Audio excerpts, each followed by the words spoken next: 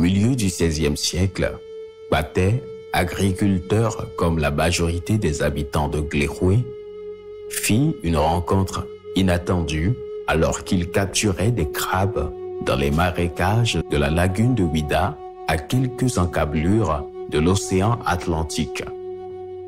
Il aperçut pour la première fois des hommes blancs. Cette rencontre fut le point de départ d'une longue période de traite négrière. Le commerce du bois d'ébène a amené certains royaumes à la conquête d'autres afin d'élargir leur territoire, démontrer leur puissance et être au cœur de cet échange d'hommes noirs contre des objets. Certains éléments structurants de la gestion de l'espace restent à ce jour comme un héritage remarquable de cette époque. Des marqueurs temporels et spatiaux crédibles persistent.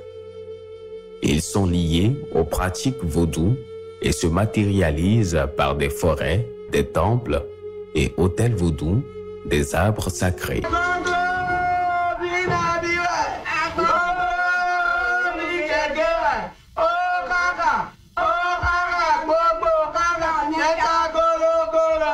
Détrompez-vous, nous ne sommes pas à Bomé, nous sommes bien à Savi, à une douzaine de kilomètres de Ouidah.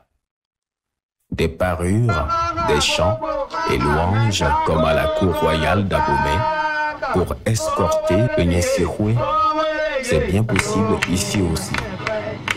Après plusieurs tentatives infructueuses, Agadia, roi du Dahomey, finit par conquérir la capitale Savi du royaume Ouidah.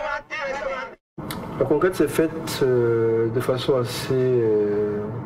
on peut qualifier cela de drôle parce que c'est resté un peu dans la mémoire, dans le moment collectif.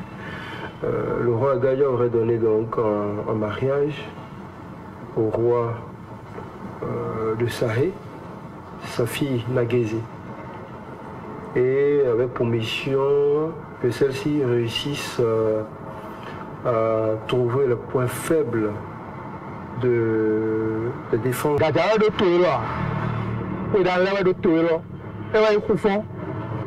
Bon, Agadia wado kupodo oyisi erofie podo kuwedo gelepo do epo bo mo le mi la itora sito enu zo ba kuwa mi la ku ni yo e kuwa mi la kuwa do fi lebo e yo vo le wa o ye ya wa mo ku fo do fi bo so no yagbo be tan.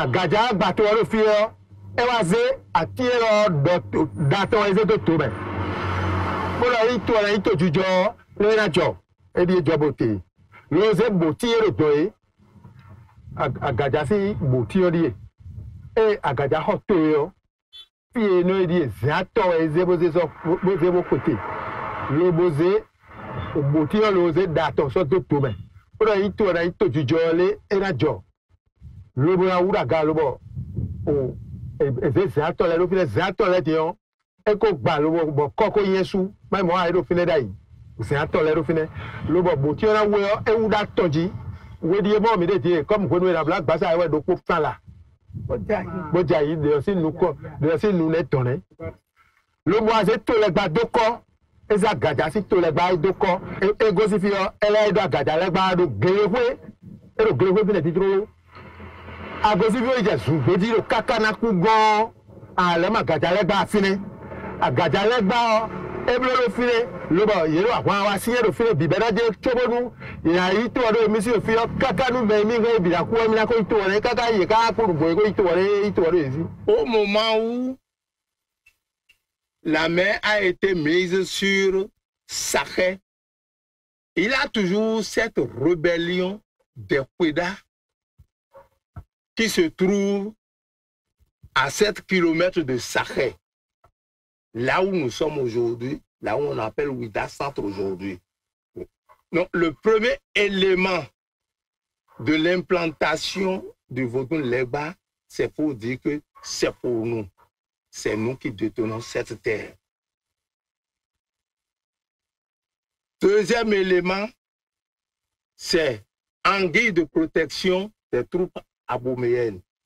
Troisième fonction d'Agadia Legba implantée là, c'est pour dire que tout esclave rebelle doit être sacrifié à ce Legba. Ce mouton à utiliser pour le sacrifice refuse de brouter à la demande du prêtre. Mais après quelques paroles incantatoires du grand dignitaire sur la feuille, le résultat est là. Mystérieux, n'est-ce pas? C'est le signe qu'il y a une organisation rigoureuse autour du culte.